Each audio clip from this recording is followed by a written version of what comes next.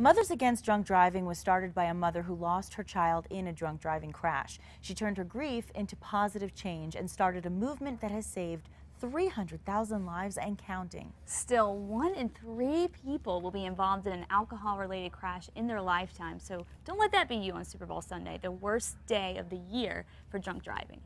And joining us today from MADD is Development Officer Kristen Kroger. Hi, Kristen. Thanks for being here.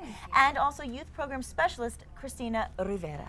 Thank you so much for being here. Thank you so much. Well, tell us a little bit more about MADD's campaign to eliminate drunk driving. MADD's campaign to eliminate drunk driving involves 3 prongs. First is we support law enforcement with all of their saturation patrols and checkpoints. Okay. We also support ignition interlock devices for any convicted offenders, which means they can't start their cars if they've been drinking. And the third point is we support technology that will hopefully in the future make it to where your car won't start if you're above a .08. Good. Well, can you give us some tips? You know, traffic fatalities involving a drunk driver always go up on Super Bowl Sunday, but for the party hosts who have the guests who are partaking, what are some tips for them?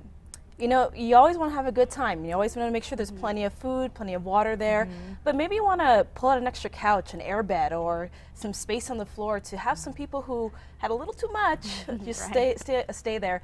Have some numbers like taxi cabs. Make sure you just designate one person in a party or a group of people who are in one car. It's smart. Just kind of be prepared ahead of time. Be prepared. Have a plan. Well, so what advice for the people that are actually watching the game at a sports bar or say a restaurant where they don't have the option to lay out on the couch?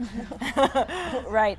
You know, it's about having that plan again. It's about having those numbers, those taxi cabs, having a network of people that you know you can call, that you can trust, friends and or family, especially in places where they don't have a lot of taxi cabs. Make sure you have that network of people and or, you know, just designate that one driver. Tomorrow's another day. You can drink then. Yes. Yeah, exactly. And you can really fill up on that food, like you said. I mean, there's some good food for Super Bowl. And for the parents who are attending Super Bowl parties, are there any consequences for them if they have minors there and they're drinking alcohol either in public or in their homes? Right. A lot of parents think that it fits in their control and they have the keys and it's okay for them to drink, but it's not. Here in New Mexico, it's a 4th-degree felony, punishable up to 18 months in prison and $5,000 fine. Even if you're buying some alcohol for, you know, your brother or sister at a store, you can get punished. And you also have to remember the detriment that it has on a youth's body.